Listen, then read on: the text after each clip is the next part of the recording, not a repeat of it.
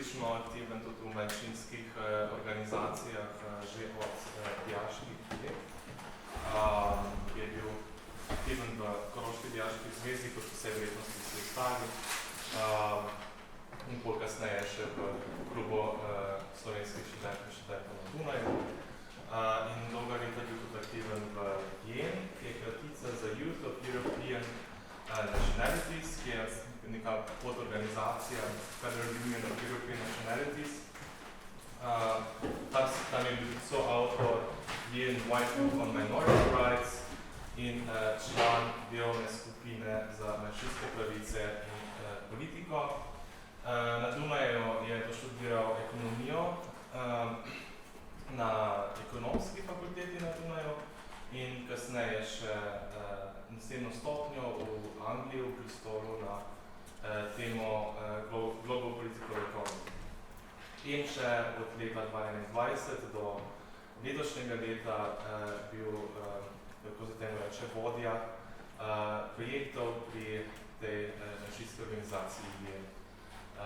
Tako da, ja, zdaj bom pa nam predstavil en tak pregled, oziroma neko razpravo o odnosu do manjšine in pač demokratičnih procesih, predvsem pa pač evropske ustanove, institucije in manjšinski aktivizem.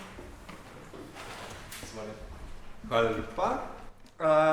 Ja, kot rečeno, jaz sem Jako in sem bil dolga leta aktiven in z letošnjem letu prvič nisem več aktiven tak prav v eni organizaciji, kar se tiče manjšinskih pravic. In jaz mislim, da je to tudi moj največji bias v današnji prezentaciji, ker sem že skoraj malo sit vseh teh institucij, predvsem na evropski ravnini, ker sem jih zdaj pač dolga leta zelo blizu bil teh institucij in imel veliko s tem upravka. Mogoče tudi še dodam, če jaz govorim o manjšinah, jaz ponavadi mislim jezikovne, avtohtone in etnične manjšine. To je nažalost itak malo problematično, ampak skozi to, da sem zdaj leta dolgo večinoma bil v tem političnem krogu, se tukaj pač najboljše spoznam.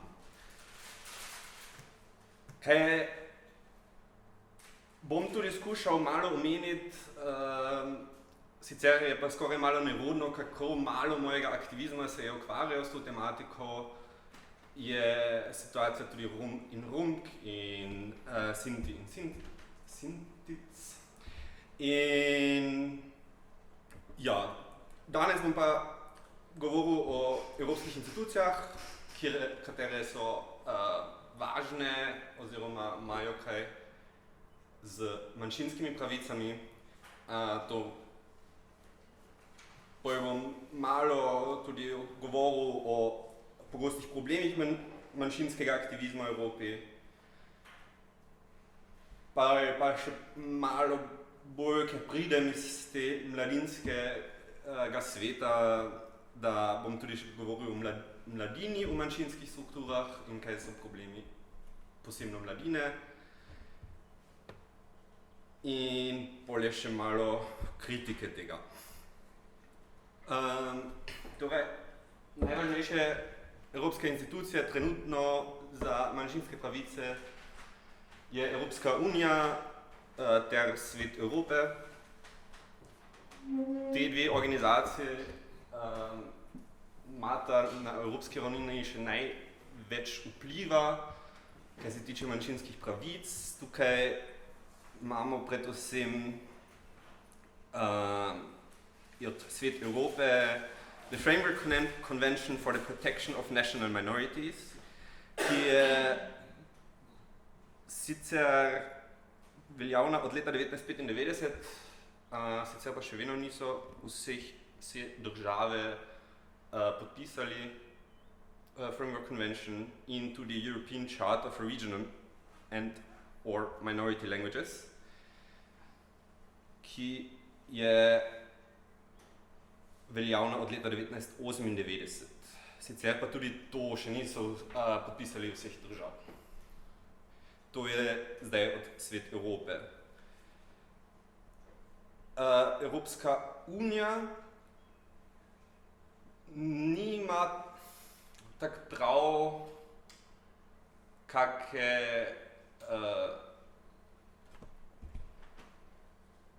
kakih veljavnih laws in razen v Treaty of Lisbon, torej če se pridruži ena država Evropske unije, mora zagotavljati pravice manjšin. Sicer je pa to samo važno, če se pridruži Evropske unije in to potem ne kontrolirajo naprej. Torej, če si enkrat del Evropske unije, pol nimaš kakih posebnih pravic za manjšine. Ja, in s tem bi pa potem itak že tudi začel malo natančneje iti v Evropsko unijo in kaj se je tukaj v zadnjih letih dogajalo. In najvažnejše je verjetno MSPI, Minority Safepack Initiative, ki je zdaj res en zelo dolgoletni projekt, ker se je izklicalo referendum k tematiki, da mora Evropska unija imeti več pravic za manjšine in zato se je rabilo 1 milijon podpisov po celi Evropi, kaj je celo uspelo, kaj je bilo drugi ali tretji referendum, ki je uspel dobiti se podpise. Tudi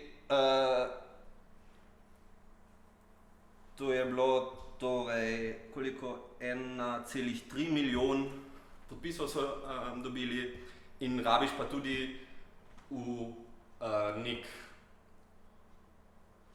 predoločen odstotek iz različnih držav, to so bile Romunija, Madžarska, Španija, Slovakija, Danska, Bolgarija, Slovenija, Latvija, Litvija, Hrvaška in Italija. Kot vidite, Avstrija seveda ni bila zraven, seveda, ne, zdaj po teh 2 urah seveda. In to so potem uspešno dobili in so dali komisiji, da se odloča o teh želj, ki so bile predefinirane od Minority Safepack Initiative.